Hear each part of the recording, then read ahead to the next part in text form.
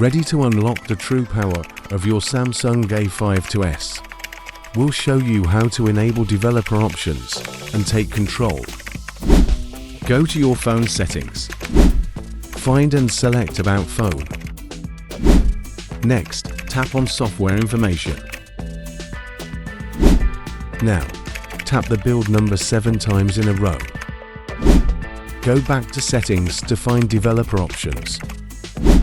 Open Developer Options and enable USB debugging. This is where the real magic happens. Enable OEM Unlock to remove all restrictions.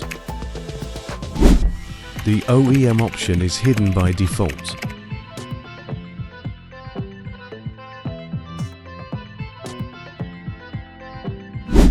After connecting the phone to the internet, we go to the www.cfix.io website.